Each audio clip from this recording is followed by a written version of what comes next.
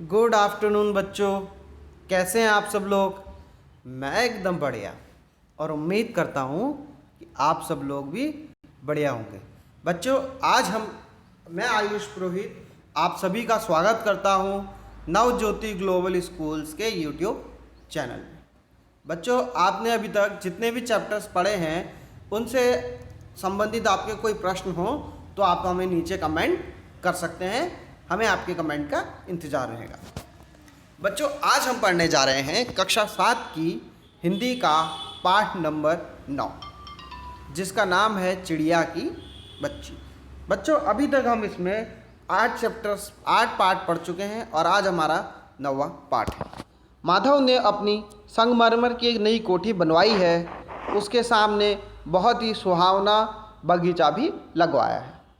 उनको कला से बहुत प्रेम है, धन की कमी नहीं है और कोई व्यसन छू नहीं गया है। सुंदर अभिरुचि के आदमी है। फूल पौधे रग्बियों से हौजों में लगे फव्वारों में उछलता हुआ पानी उन्हें बहुत अच्छा लगता है। समय भी उनके पास काफ़ी है। शाम को जब दिन की गर्मी ढल जाती है और आसमान कई रंग का हो जाता है तो कोठी के बाहर चबूतरे पे तख्त डलवाकर मनसत के सहारे वह गलीचे पर बैठते हैं और प्रकृति की छटा को निहारते हैं। तो बच्चों, यहाँ पे हम किसकी कहानी पढ़ रहे हैं? माधव जी की कहानी पढ़ रहे हैं, जिनने क्या किया है, अपने संगमरमर की एक कोठी बनवाई है। बच्चों, संगमरमर एक पत्थर होता है जो कहाँ पाया जाता है? जो अधिकतर राजस्थानी वाले हिस्सों में, राजस्थान के कुछ हिस्सों में पाया जाता है। ठीक है, उसके सामने उन्होंने क्या कर रखा है? एक बहुत ही सुहावना बगीचा लगाया है। ठीक है बच्चों, और उनको कला से बहुत प्रेम है। उनको क्या है? कला से बहुत प्रेम है। इसीलिए उन्होंने क्या कर रखा है? अपने घर के आगे बगीचा लगवाया है। ठीक है, ताकि वो प्रकृति की सुंदरता को निहार सकें। धन की उनके पास कमी है नहीं और कोई व्यसन छू नहीं गया, मतलब कि उनके अंदर कोई भी व्यसन नहीं है। चाहे वो किसी भी प्रकार की कोई बुरी आदत हो, उनके अंदर कोई भी बुरी आदत नहीं है। ठीक है बच्चों, सुंदर अभिरुचि के आदमी हैं, यानी कि बहुत ही अच्छे आदमी हैं जिनकी अभिरुचि प्रकृति, ठीक है, और किस में हो सकती है? प्राकृतिक दृश्यों में। वो ऐसी कला के क्षेत्र में जिनकी अभिरुचि है।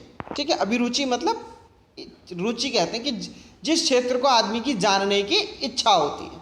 ठीक है, जब शाम हो जाती है तो वो क्या करते हैं? बाहर तख्त बिछा करके आराम से प्रकृति की छटा को निहारते हैं।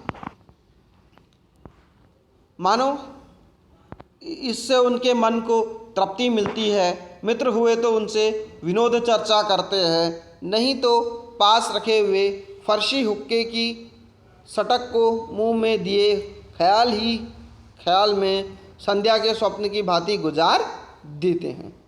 और कह रहे हैं कि अगर कुछ नहीं मित्र हुए तो मित्रों से चर्चा करते हैं, मित्र नहीं हुए तो क्या? पास में एक हुक्के की सटक को मुंह में दिए क्या करते हैं? ख्यालों में शाम को गुजार देते हैं। आज कुछ कुछ बादल थे, घटा गहरी नहीं थी, धूप का प्रकाश उनसे छन छन कर आ रहा था। माधवदास जी मनसत के सहारे बैठे थे। उन्हें जिंदगी में क्या स्वाद नहीं मिला, पर जी भर कर भी कुछ खाली सा रहता है।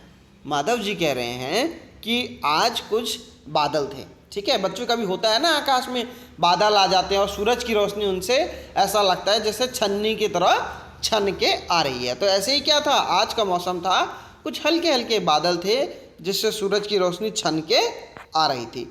जिंदगी में उन्होंने हर तरीके का आनंद लिया है, पर क्या फिर भी क्या लगता है?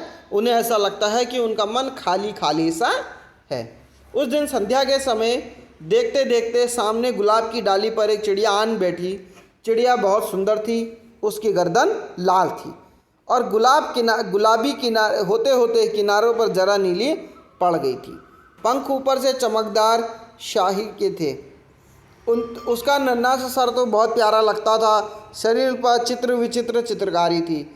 चिड़िया को मानो माधव की सत्ता का कुछ पता नहीं था और उसको तनिक देर के लिए आराम उसे नहीं चाहिए था, पर कभी हिलती थी, कभी फुदकती थी, वो बहुत खुश मालूम होती थी। अपनी नन्ही सी चोंच में प्यारी प्यारी आवाज़ें निकालनी थी।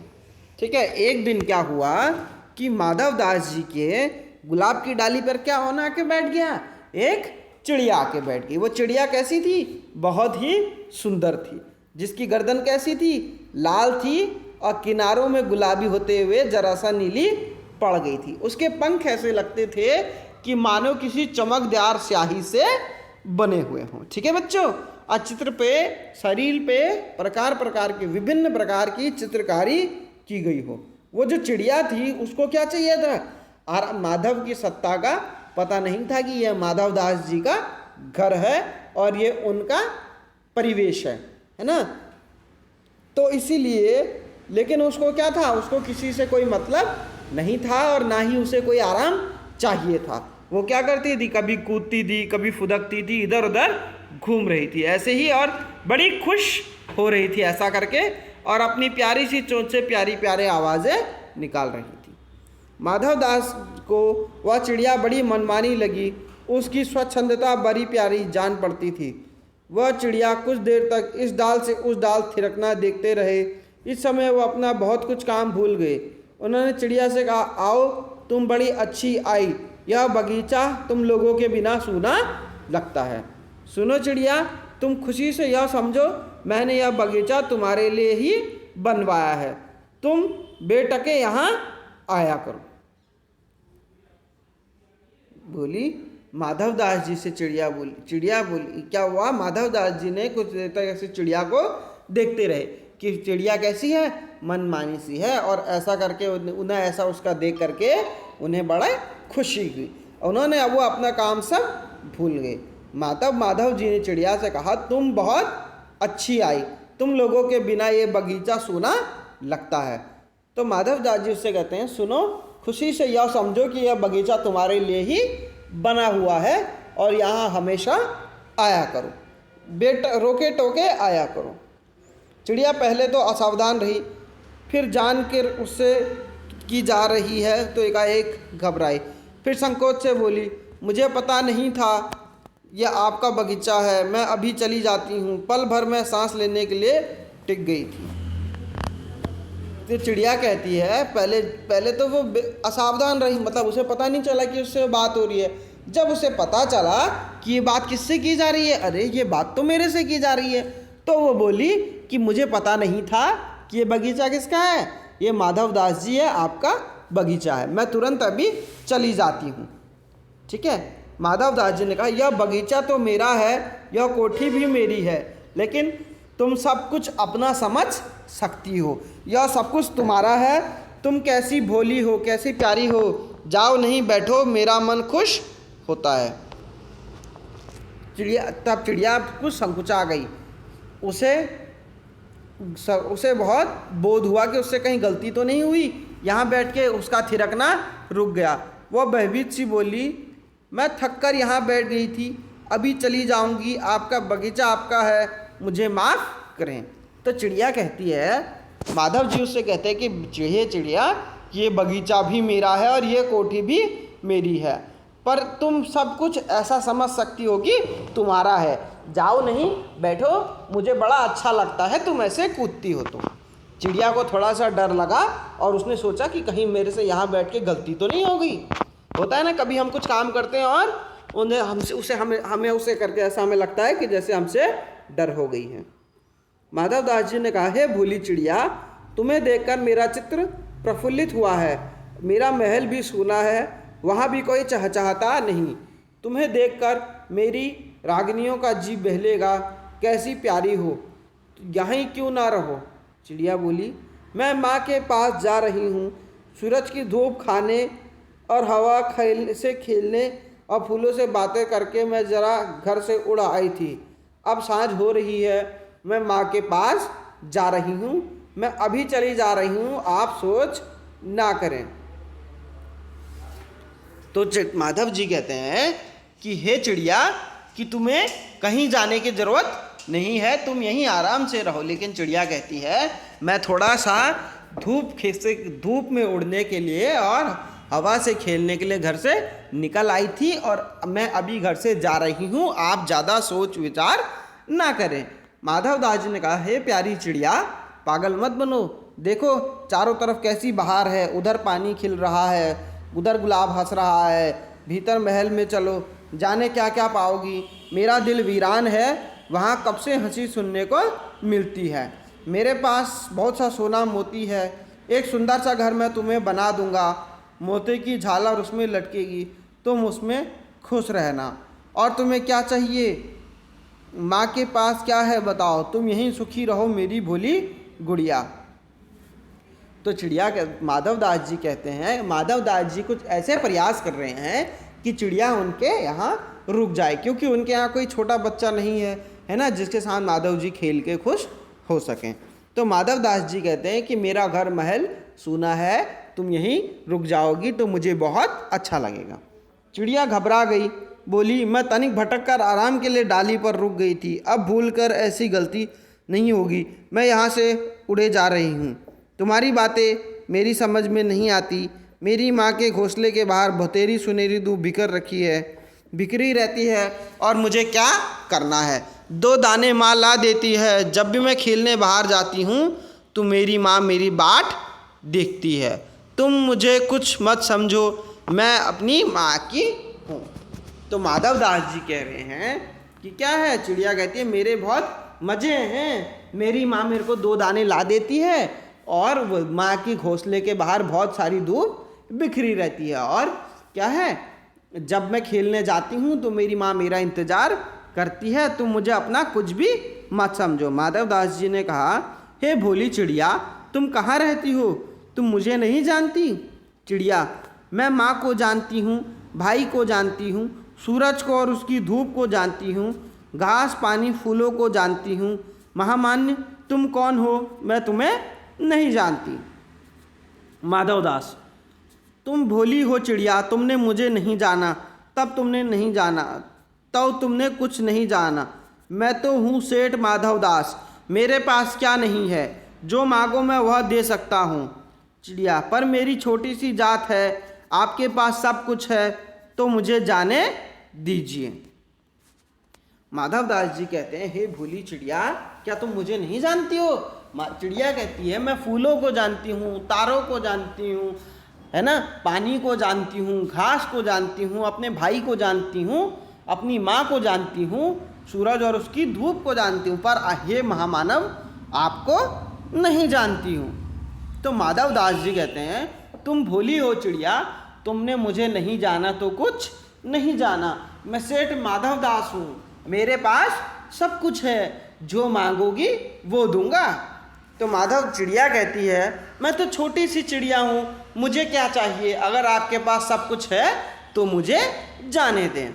माधव दास कहते हैं, हे चिड़िया, तू निरी अनजान है, मुझे खुश करेगी तो मैं तुझे मालामाल कर सकता हूँ। चिड़िया, तुम सेठ हो, मैं नहीं जानती सेठ क्या होता है, पर सेठ कोई बड़ी बात होती होगी, मैं अनसमझ ठहरी।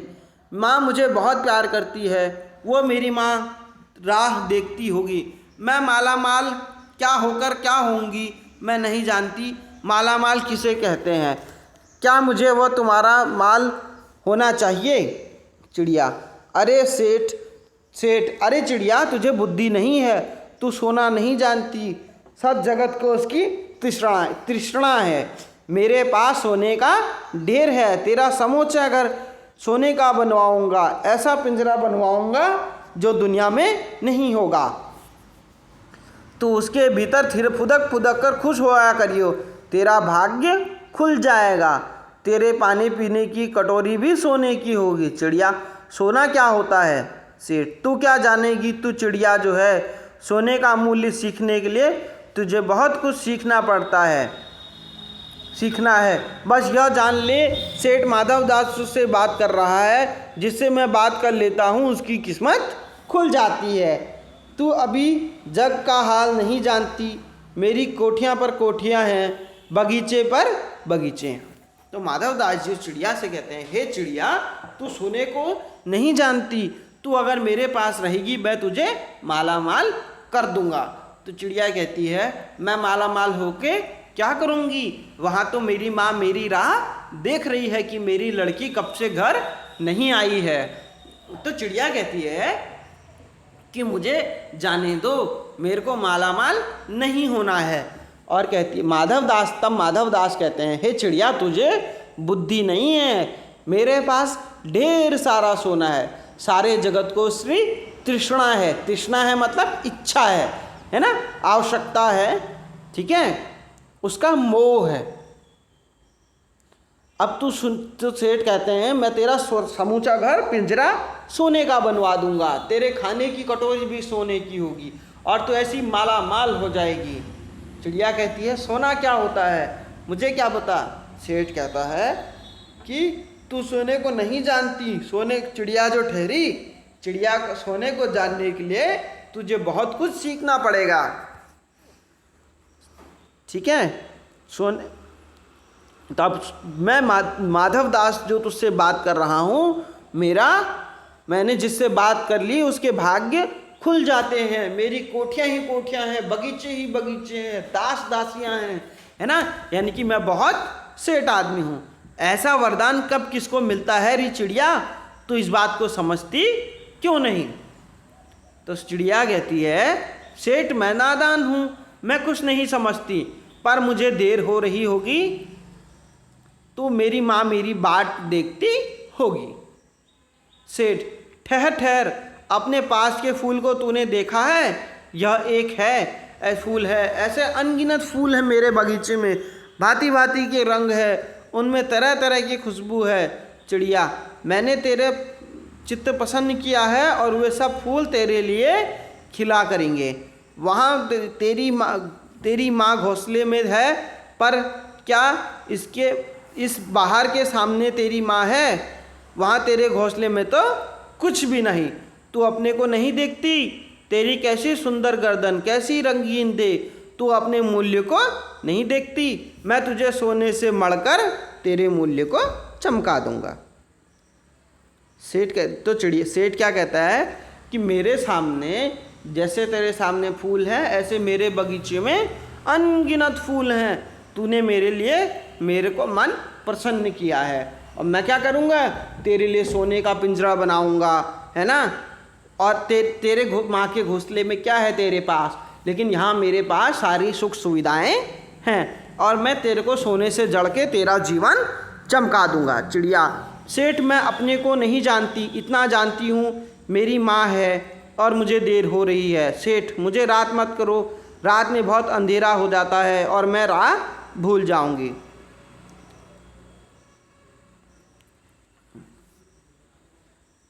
अब क्या हुआ, सेठ कहता है कि अच्छा चिड़िया जाती हो तो जाओ, इस बगीचे को अपना ही घर समझो। इतना कहने पर सेठ ने एक बटन दबा दिया, और बटन दबाने से दूरी कोठी के अंदर आवाज़ हुई, जिसे सुनकर दास झटपट बाहर आया, और यह सब क्षण भर में हो गया। चिड़िया कुछ समझी भी नहीं। सेठ कहती रहे अभी तुम माँ के पास जाओ, माँ बाट देखती होगी, पर कल आओगी ना, कल परसों रोज आना। यह कहते कहते सेठ ने इशारा कर दिया, वह चिड़िया को पकड़ने के जतन में चला। सेठ कहते रहे तुम बड़ी सुंदर हो, तुम्हारे कितने भाई बहन हैं। चिड़िया मेरे एक भाई एक बहन है, मुझे जाना है। हाँ जाना, अभी तो उजला है, एक भाई एक बहन अच्छी बात है। चिड़िया के मन में क्यों चैन नहीं था, वह चौकन्नी चारों ओर देखती, सेठ मुझे देर हो रही है। तो क्या हुआ, सेठ क्या करते हैं, सेठ को पता चल गया था चिड़िया प्यार से रुकने वाली नहीं है। अब सेठ ने चिड़िया को पकड़ने का इंतजाम करने लगे, तो उन्होंने बटन दबाया और अंदर से उनका दास आ गया, और क्या करा उन्होंने, उसने चिड़िया को पकड़ने के लिए इशारा कर दिया और चिड़िया से बातें करने लगा, चिड़िया को अपने जाल में फंसाने लगा, और वो दास चिड़िया को पकड़ने का इरादा करने लगा, क्या कह सकते हैं, योजना बनाने लगा। ठीक है, चिड़िया को चैन नहीं था, वह चारों ओर देखती और कहती कि सेठ मुझे देर हो रही है। सेठ कहता है तो अभी उजाला है, मेरी प्यारी चिड़िया अपने घर के हाल सुनाओ, भय मत करो। सेठ तो चिड़िया कहती है सेठ मुझे डर लगता है, मेरी राह दूर है, रात हो जाएगी तो राह नहीं सूझेगी। इतने में जैसे चिड़िया को एक बोध हुआ कि एक कठोर स्पर्श उसके देह को छी गया, वो चीख देकर चिंचाई और एकदम उड़ी। नौकर के फैलाए हुए पंजे में वह आ भी ना सकी, तभी उड़ती हुई एक सांस में माँ के पास आ गई। ठीक है, तो क्या होता है कि चिड़िया जैसे ही नौकर उसको पिंजरे में कैद करने लगता है तो पिंजरा जैसे ही उसके शरीर को छूता है वो उड़ जाती है ना। और क्या कहती है, अब वो रुकती नहीं है और सीधे एक सांस में, यानी कि बीच में सांस भी नहीं लेती, सीधे अपनी माँ के पास आ जाती है। एक सांस में कहने का मतलब है बिना रुके, कहीं भी रुकती नहीं और माँ के पास आ जाती है और माँ की गोद में गिरकर रोने लगती है। ओ माँ, ओ माँ। माँ अपनी बच्ची को छाती से चिपटा कर पूछा, क्या है मेरी बच्ची, क्या है? बच्ची काँप कर माँ की छाती से चिपक गई, बोली कुछ नहीं, बस चिपकती रही। माँ, ओ माँ। थोड़ी देर धड़स बदा और वह पलक से मी छाती में ही चिपक कर सोई रही, अब जैसे पलक ना खोलेगी। तो क्या हुआ, चिड़िया भय के मारे इतनी तेज उड़ करके आई थी, वो अपनी माँ के पास जाकर जैसे ही गई, अपनी माँ के गले लगी, है ना, और अपनी माँ से ओ माँ उसने दो ही शब्द कहे तो उसकी माँ पूछती है क्या हुआ मेरी बच्ची, और वो इतने में ही चिड़िया की मृत्यु हो जाती है। क्यों? क्योंकि वो एक सांस में इतना तेज उड़ करके आई थी भय के कारण, और तेज उड़ने के कारण उसकी मृत्यु हो जाती है। तो बच्चा, ये जितेंद्र कुमार जी के द्वारा लिखित कविता थी। ठीक है, और पाठ था। इस पाठ से संबंधित प्रश्नों के लिए आप हमें नीचे कमेंट कर सकते हैं। तब तक के लिए आप घर में रहें, सुरक्षित रहें और अपने माँ बाप की इच्छा का आज्ञा का पालन करते रहें। धन्यवाद।